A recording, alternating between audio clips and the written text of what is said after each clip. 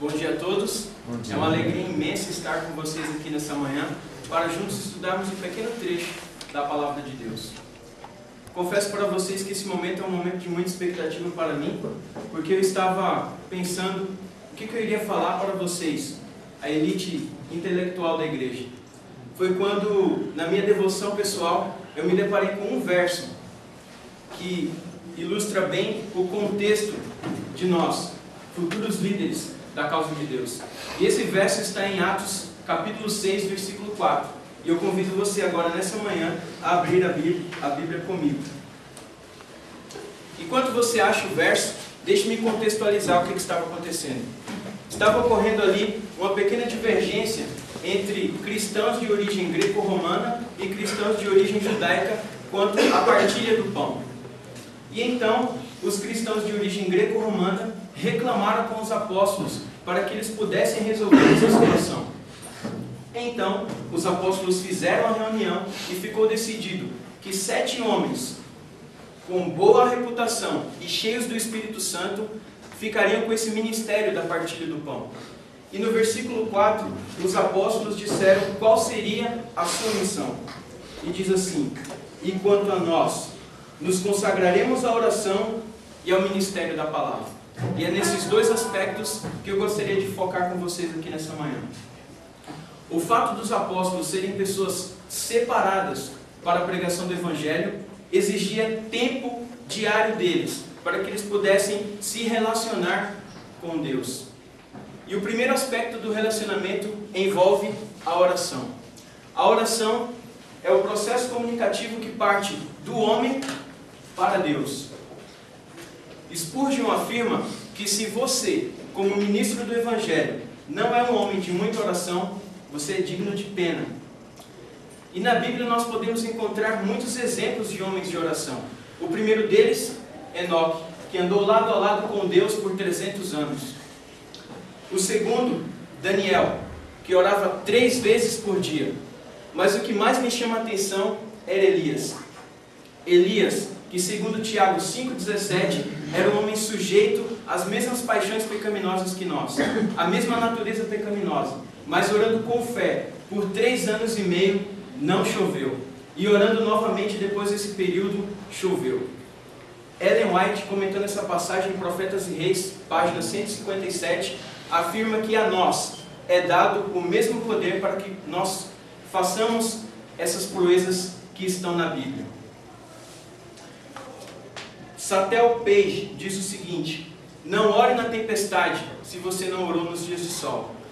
Peter Lackey completa dizendo o seguinte: a oração deve ser o nosso primeiro recurso e não o nosso último refúgio. O segundo aspecto que eu quero enfatizar nessa manhã diz respeito ao estudo diário da Palavra de Deus. O ministro do Evangelho deve ser familiarizado com ele, porque é de lá que ele vai extrair os seus sermões. É de lá que ele vai tirar o conselho para os duvidosos, o alívio para o angustiado e o consolo para os aflitos. E o pastor deve se alimentar diariamente da palavra de Deus, porque como ministro do Evangelho, ele tem a responsabilidade de alimentar todos. E se assim ele não faz, ele terá uma igreja faminta. Faminta da palavra de Deus. A Bíblia é comparada com uma lâmpada que ilumina todos os nossos caminhos.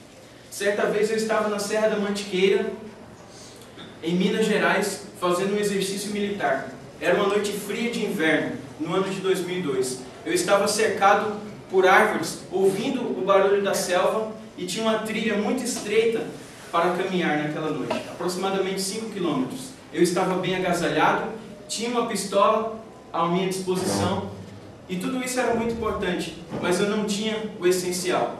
O essencial naquela noite poderia ser uma lanterna, ou até mesmo uma pequena caixa de fósforo, para que eu pudesse enxergar o meu caminho. E assim é a vida daquelas pessoas que não têm a Bíblia como o seu farol. Eles andam tateando nas trevas desse mundo de pecado.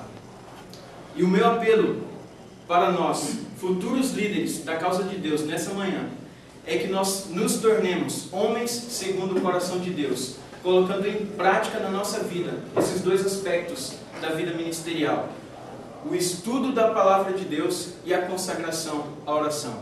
É o meu desejo nessa manhã, que Deus nos abençoe. Amém. Amém.